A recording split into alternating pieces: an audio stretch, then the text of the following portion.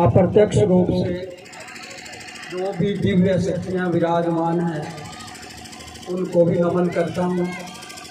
फिर उपस्थित सभी आत्माओं को मैं सबको प्रणाम करता हूँ। प्रिय बंधुओं, हम कोई संत साधु महात्मा नहीं हैं। संतों के बारे में जब सुनते हैं, उनके गुणों के बारे में, उनके आचरण के बारे में, उनकी मर्यादाओं के बारे में, तो लगता है कि उनके चरणों की धूल भी हम नहीं हैं।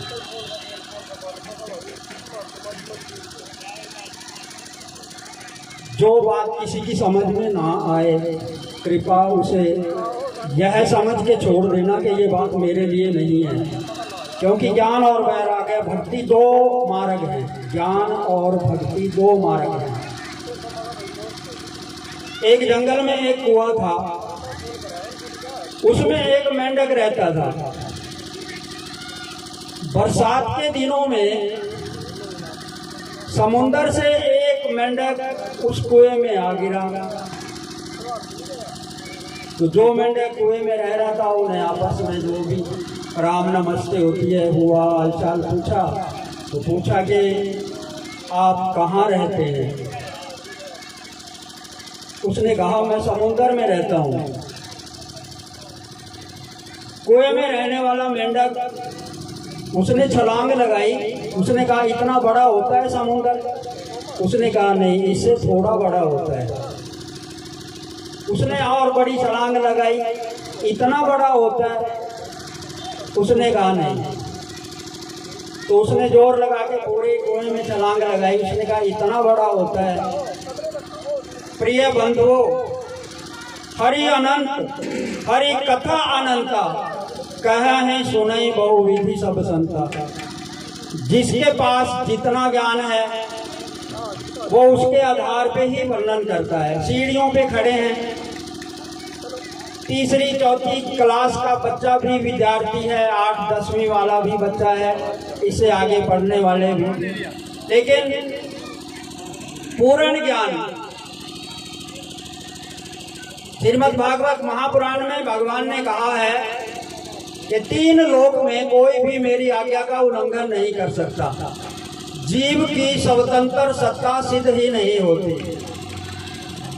मुनि नारद जी ने कहा सबसे बड़ा ज्ञान वो है जहां भगवान ही सब कुछ करते हैं। ये बात जानने में आ जाए, मानने में नहीं। सब कुछ करते हैं। दोष तो किसी को नहीं दिया जाता, क्योंकि जिसको जितना ज्ञान है उसके आधार पे ही तो कहते हैं। सबसे बड़ा ज्ञान प्रभु परमात्मा की जो स्थिति है, अभी आदरणीय संत जी थोड़ी देर पहले बोल के गए, एक राम दशरथ का बेटा, एक राम घट घट में लेटा, एक राम का सकल पसारा, और एक राम जगत से न्यारा। जैसे सूर्य का प्रकाश है, निर्गुण ब्रह्म सर्वत्र समाना जो है विराजमान है। भगवान शंकर कहते हैं हरि व्यापक सर्वत्र समाना, प्रेम से प्रकट कोई मैं जाना। वाणी कहते गुरु ग्रंथ साहब में, एको सिमरो नानका जेड़ा जल थल रहा समाए।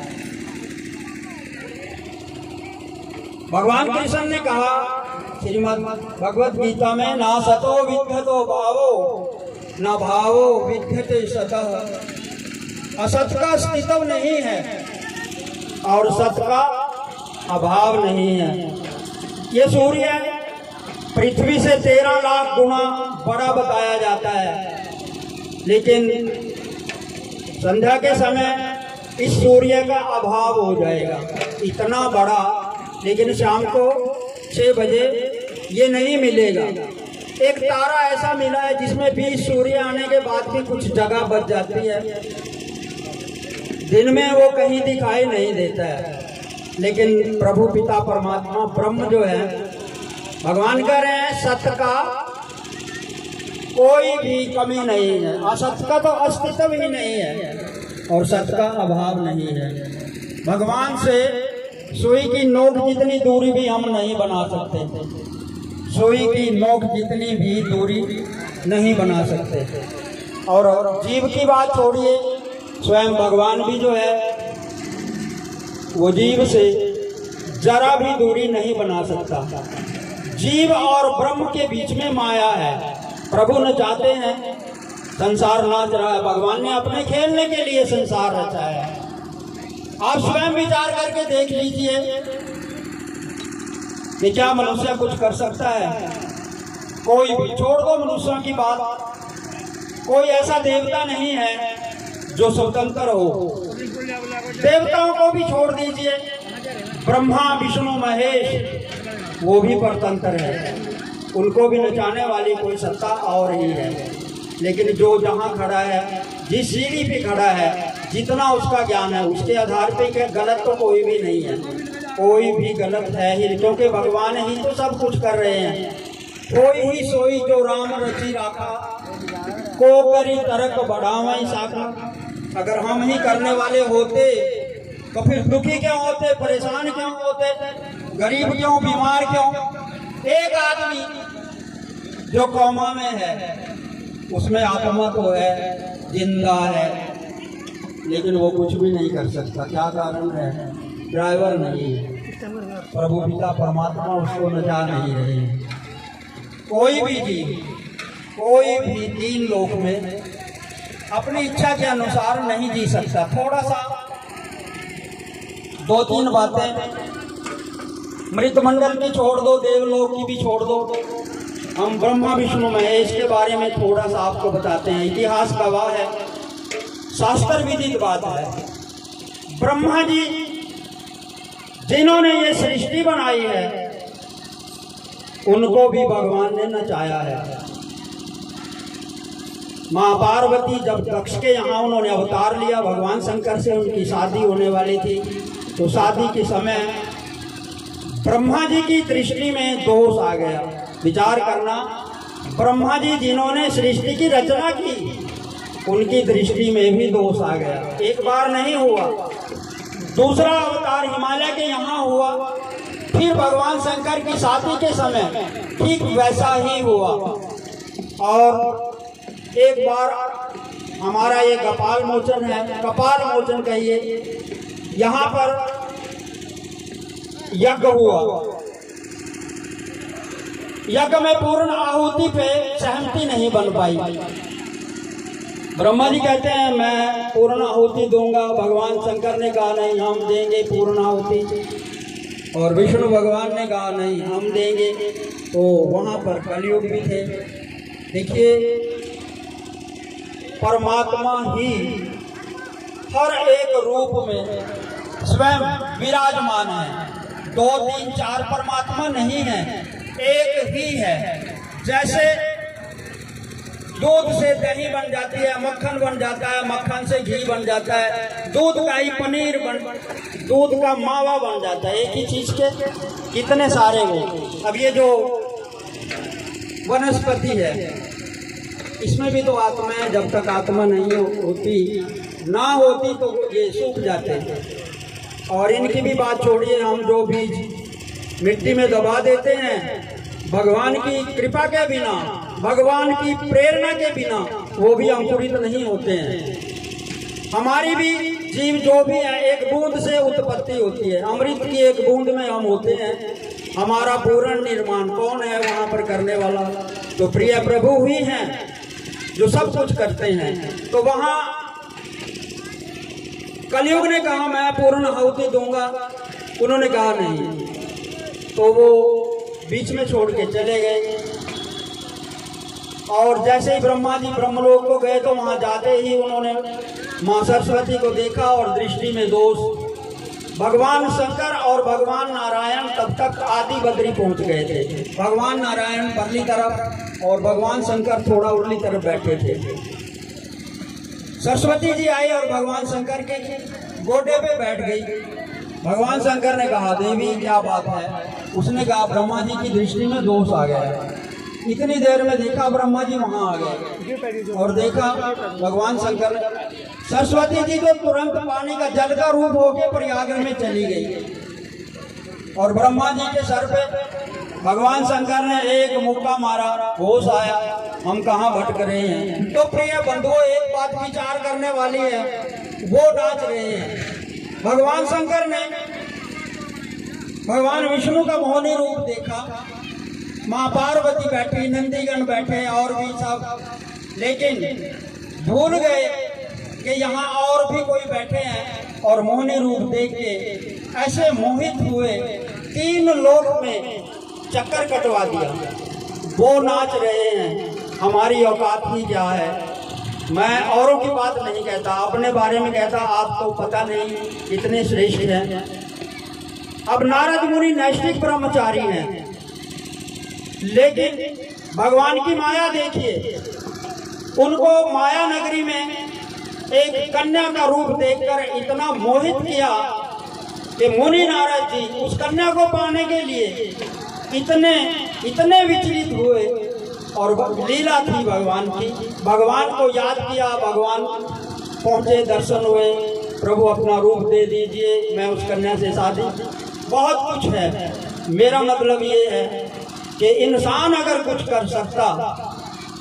एक चीज और भी है, जैसे मुक्ति की बात है, संत जो है मुक्ति के लिए पूरा भजन बंदगी जब तक तीर्थ व्रत करते हैं, लेकिन भक्ति में ज्ञान और वैराग्य भक्ति के बेटे हैं। और मुक्ति तो दासी है, लेकिन भक्ति अपने मर्जी से नहीं मिलती। भक्ति तो संत भी करते हैं, लेकिन भगवान राम कह रहे हैं, थोड़ा विचार करने वाली बात है। देखिए क्या लीला होती है भगवान की। भगवान कह रहे हैं कि संत भक्ति रहित होने से मुझे प्रिय नहीं है। क्या भगवान को संत प्रिय नहीं है? उनको रावण इतना प्रिय है। जहां पर पूज्य दशरथ जी महाराज गए, जहां पर गरुड़ जी और काकभुसुंडी जी कथा हो रही है, गरुड़ जी सुन रहे हैं, काकभुसुंडी जी कहते हैं, राम कृपा बिन सुन ठगराई, जाने ना जाए राम प्रभुताई। भगवान ने जिसको जितना ज्ञान दे दिया, जितना, वो अपनी जगह पे बिल्कुल ठीक, किसी का दोष नहीं है। अगर हम अपने बल बुद्धि से, अपना बल बुद्धि है कहाँ, अगर अपना ही होता तो जिसने स्वयं अपना अवतार लिया हो, शरीर की रचना की हो, वो कुछ कर सकता है अपना। लेकिन यदि ये शरीर भगवान ने बनाया तो इसका संचालन करने वाले भी भगवान ही हैं, दोष नहीं देते। अब देखिए भगवान कण कण में है, ये भी कहना थोड़ा उचित नहीं है, कण भी भगवान के अंदर ही है। अब गुरु ग्रंथ साहब में गुरु नानक जी महाराज कहते हैं, न रूप न रंग न रेख, त्रिही गुण से भिन्न, तिस बुझाए नानका जिस होए प्रसन्न। अब प्रसन्न तो भगवान सब पे हैं, लेकिन ज्ञान उसको ही देते हैं समय आने पर। थोड़ा समय के बारे में भी 2-4 बातें। भगवान श्री कृष्ण ने गीता जी में कहा है कि अनेक जन्मों के सबसे अंत के जन्म में ये ज्ञान अपने अंदर से ही प्राप्त होता है। जिन्होंने गीता पढ़ी है, हमने ज्यादा पढ़ी नहीं है, हम तो थोड़ा बहुत सुन लेते, क्योंकि हम तो खाया पिया सो गए बस।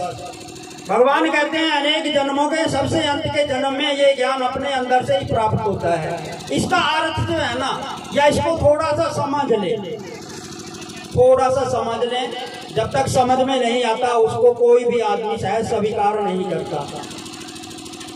हिरण्यकश्यप और हिरण्यकश्यप भगवान विष्णु के द्वारपाल हैं। अब भगवान ने लीला करनी है, राम अवतार लेना है, और लीला में वो पात्र अपनी मर्जी से ही चुनते हैं। उन्होंने जय और विजय नाम के जो 2 द्वारपाल हैं, सनकादि ऋषियों से श्राप दिलवा दिया। अब सनकादि ऋषि जो हैं वो वैकुंठ में अक्सर आते जाते हैं, पहली बार तो आए नहीं, लेकिन दैव योग से एक दिन जैसे ही वो वैकुंठ में आए प्रभु के दर्शन करने के लिए, तो तभी जो है जय और विजय ने उनके आगे छड़ी कर दी, रोक दिया। उन्होंने कहा अरे ऐसी जगह रह के और तुम्हारे अंदर दोष, जाओ राक्षस हो जाओ। श्राप मिल गया। भगवान विष्णु आए, अच्छा किया, बहुत अच्छा किया। अच्छा तो किया है प्रभु, अब हमारा होगा क्या? उसने कहा होना क्या है, 3 जन्म तक मेरी लीला में सहयोग करो, और अगर तुम वैर भाव से भजोगे तुम्हें 3 जन्म में ही मुक्त कर दिया जाएगा, और नहीं तो फिर भक्ति भाव से भजोगे तो 7 जन्म लग जाएंगे। तो कई बार कर्मों की बात आती है, समझना बहुत मुश्किल होता है, शास्त्रों को समझना भी बहुत मुश्किल होता है। अभी एक बात हो रही थी, संत जी कह रहे थे कि तन मारो मन मारो साधो सकल शरीर। ये बात भगवान कबीर जी ने कही है, तन मारो मन मारो साधो सकल शरीर। लेकिन कबीर जी तो ये कह रहे हैं बाद में, मन मरे न माया मरे, मर मर गए शरीर। हम कौन सी बात माने? 2 बातें एक ही संत कह रहे हैं, हम कौन सी बात माने? भगवान कृष्ण ने श्रीमद् भगवत गीता का आरंभ धर्म शब्द से किया है। धर्म क्षेत्रे कुरुक्षेत्रे, और 18वें अध्याय के 66वें श्लोक में भगवान ही कह रहे हैं, सर्वधर्मान परित्यज्य मामेकम शरणं व्रज। सब धर्मों को त्याग कर मेरी शरण में आ जा, मैं तुम्हें सब पापों से मुक्त कर दूंगा।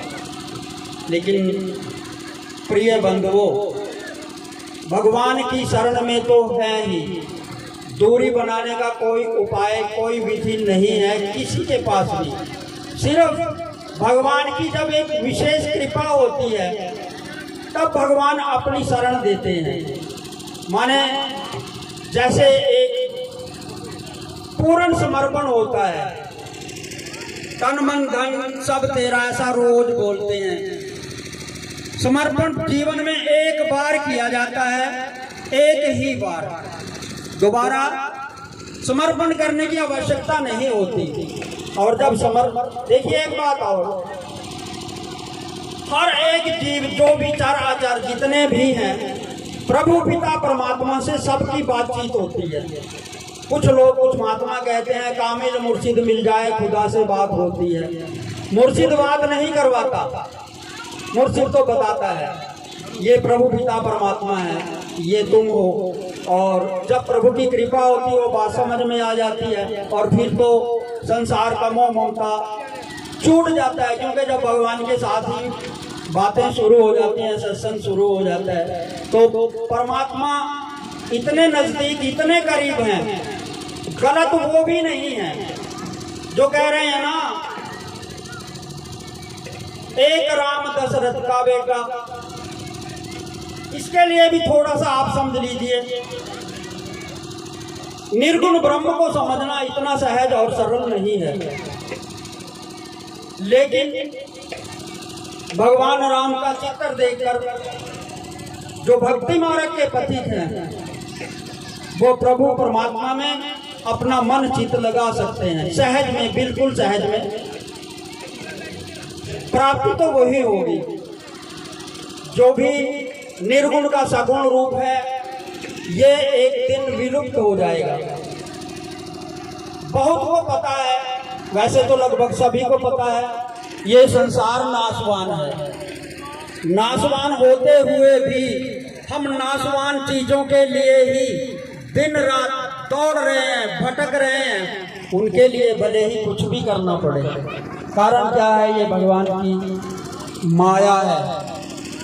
जब तक जीव का अंतिम समय नहीं आता तब तक संसार में भटकना पड़ेगा। और एक चीज है, जैसे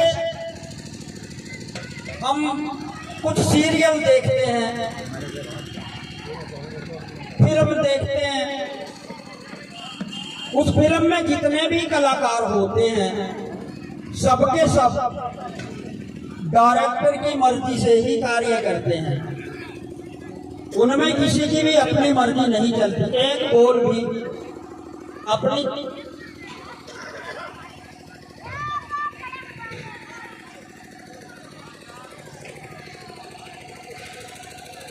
वो सच्चिदानंद भगवान की जय।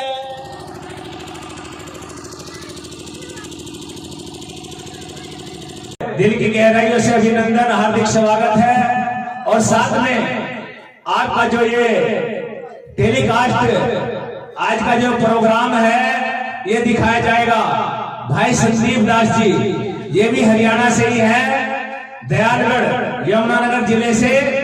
और आप इसको अपने चैनल पे घर बैठे भी देख सकते हैं, यूट्यूब चैनल पे भाई संदीप दास जी के नाम से ये चैनल है। तो गुरु प्यारी साध संगत A to Z जितना भी आज का ये भव्य प्रोग्राम है आप घर पे 1-2 दिन में डाल दिया जाएगा। आप अपने घर पे भी इस प्रोग्राम को पूरा देख सकते हैं। तो सभी का बहुत बहुत हार्दिक अभिनंदन, स्वागत है। तो सभी दोनों हाथ उठाकर जय घोष करेंगे, बोले सद्गुरु दास महाराज।